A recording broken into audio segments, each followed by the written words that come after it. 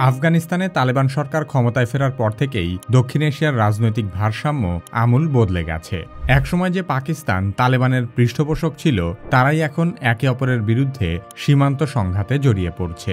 অন্যদিকে যে ভারত আফগানিস্তানে তালেবানের ক্ষমতার চরম বিরোধী ছিল, সেই ভারতই এখন তালেবানের সঙ্গে নতুন করে বন্ধুত্ব করছে।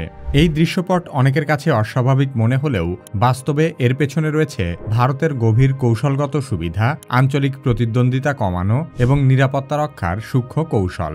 সেই সাথে আফগানিস্তানও ভারতের সাথে বন্ধুত্ব করে নিজেদের অবস্থান মজবুত করতে চাইছে। তবে ভারত আফগানিস্তান ঘনিষ্ঠতাকে পাকিস্তান তীব্র সন্দেহের চোখে দেখছে। পাকিস্তান তাদের সীমান্ত সংঘাতের দায় ভারতের উপর চাপিয়ে নিজেদের নীতিগত ব্যর্থতা আড়াল করার চেষ্টা করছে। ভারত হঠাৎ করেই আফগানিস্তানকে বন্ধু বানাচ্ছে কেন এবং পাকিস্তান কেন আফগানিস্তানের সাথে তাদের সীমান্ত সংঘাতের জন্য ভারতকে দায়ী করছে, সে সম্পর্কে আলোচনা করা হবে কি কেন কিভাবে এই পর্বে। কি কেন কিভাবে চ্যানেলে আপনি নতুন হলে অনুরোধ করব সাবস্ক্রাইব করে বেল আইকনটিতে ক্লিক করুন।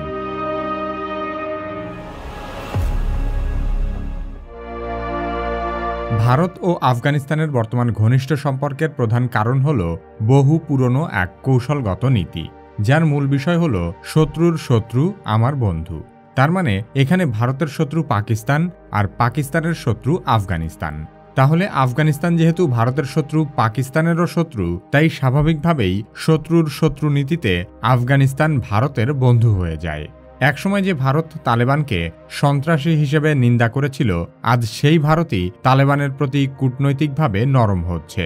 বিষয়টি ভারতের মধ্যেই অনেকেই ভালোভাবে গ্রহণ করতে পারেনি, কিন্তু বাস্তবতা হলো পাকিস্তানের উপর চাপ সৃষ্টি করা এবং আঞ্চলিক প্রভাবের ভারসাম্য রক্ষাই এখন ভারতের অগ্রাধিকার। পাকিস্তান যখন আফগান ভূখণ্ডে প্রভাব বিস্তারের চেষ্টা করছে, তখন ভারত কৌশলে সেই জায়গায় নিজের উপস্থিতি দৃঢ় করছে। এমন অবস্থায় ভারতের জন্য আফগানিস্তানের অর্থনৈতিক ও কূটনৈতিক উপস্থিতি বজায় রাখা অপরিহার্য হয়ে পড়েছে।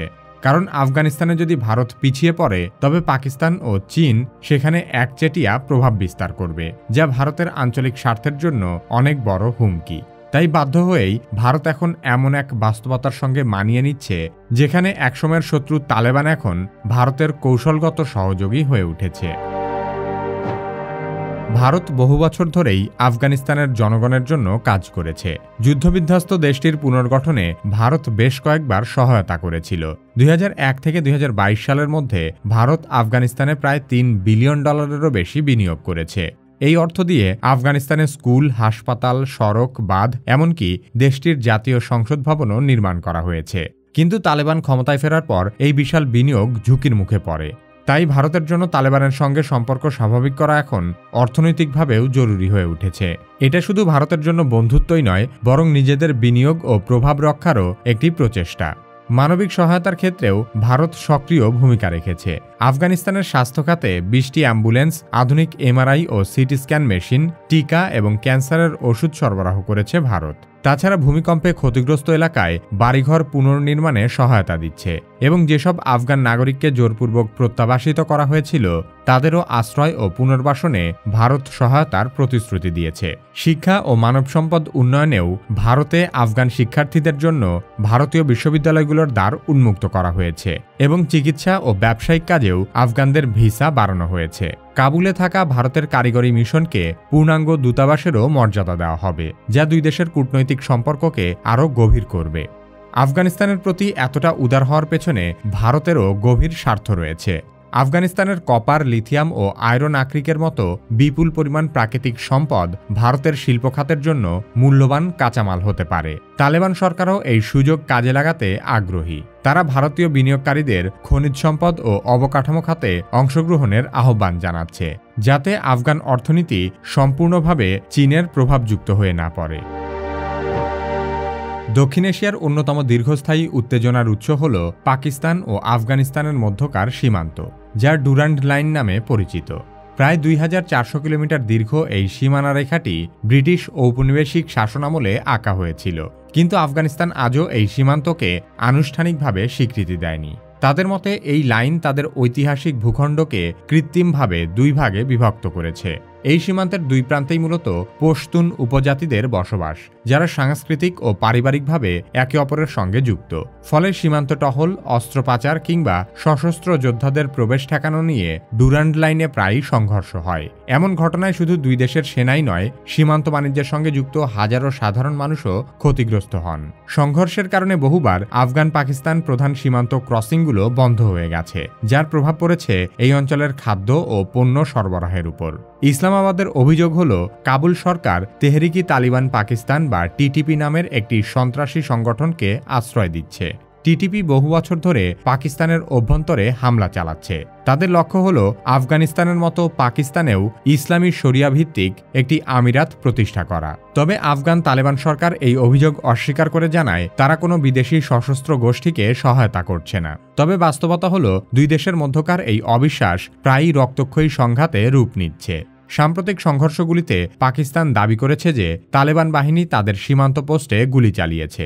অন্যদিকে আফগানিস্তান বলছে, পাকিস্তানি সবার আগে কাবুল ও সীমান্ত অঞ্চলে বিমান হামলা চালিয়েছে।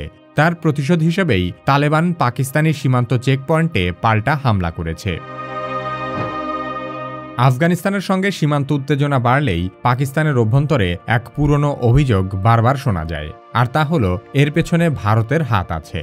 পাকিস্তান বহুবার প্রকাশ্যে দাবি করেছে যে আফগান তালেবান এখন দিল্লির পৃষ্ঠপোষকতা পাচ্ছে এবং কাবুল সরকার ভারতের হয়ে এক ধরনের প্রক্সি যুদ্ধ চালাচ্ছে। অতীতে বিগত কয়েক দশক ধরে পাকিস্তান আফগানিস্তানে কৌশলগত গভীরতা তৈরির চেষ্টা করেছে। তারা তালেবানকে প্রশিক্ষণ, অস্ত্র ও আশ্রয় দিয়ে নিজেদের এক ঘনিষ্ঠ মিত্র হিসেবে গড়ে তুলেছিল। পাকিস্তানের আশা ছিল যে তালেবান ক্ষমতায় ফিরলে আফগানিস্তান হয়তো ভারত বিরোধী অবস্থান নেবে।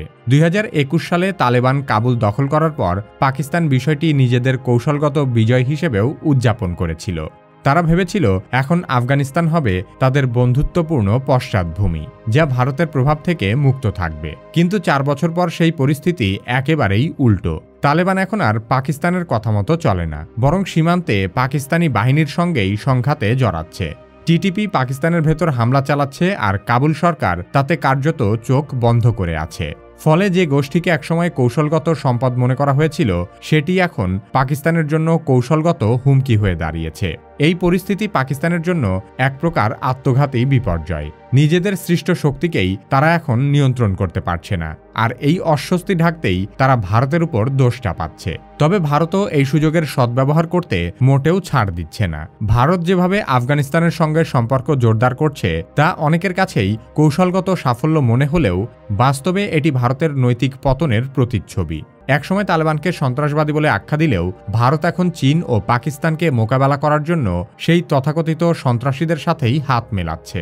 এই অঞ্চলে নিজেদের পুরনো প্রভাব ফিরিয়ে আনা, পাকিস্তানের উপর চাপ সৃষ্টি করা এবং চীনের প্রতিদ্বন্দ্বী হওয়া ভারতের জন্য এখন এতটাই জরুরি যে তারা তাদের ভণ্ডামির মুখোশ খুলে ফেলতেও দ্বিধা করছে না। সাম্প্রতিক সময়ে পাকিস্তান কেন আফগানিস্তানে হামলা করেছিল এবং দুই দেশের উত্তেজনার ঐতিহাসিক প্রেক্ষাপটটা আসলে কি, সে সম্পর্কে আরও বিস্তারিত জানতে চাইলে কি কেন কিভাবের এই ভিডিওটি দেখতে পারেন। আপনি যদি কি কেন কিভাবের মতো কন্টেন্ট তৈরি করতে চান, তাহলে আপনাকে অবশ্যই আগে কন্টেন্ট লেখা শিখতে হবে। সেরা কন্টেন্ট রাইটিং শিখতে চাইলে কি কেন কিভাবে একাডেমির কন্টেন্ট রাইটিং কৌশল কোর্সে ভর্তি হতে পারেন। কোর্সের লিংক ভিডিও ডেসক্রিপশন ও পিন কমেন্টে দেওয়া আছে।